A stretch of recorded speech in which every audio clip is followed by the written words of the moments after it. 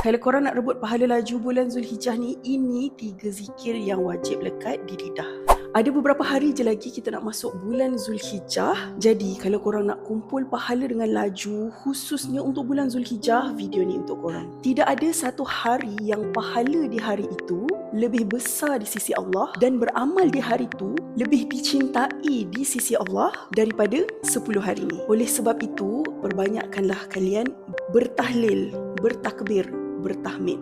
Hadis riwayat Ahmad. Dari hadis yang kita baca tadi, 3 zikir utama: bertahlil, la ilaha illallah, tiada Tuhan selain Allah. Bertakbir, Allahu Akbar, Allah Maha Besar. Bertahmid, Alhamdulillah.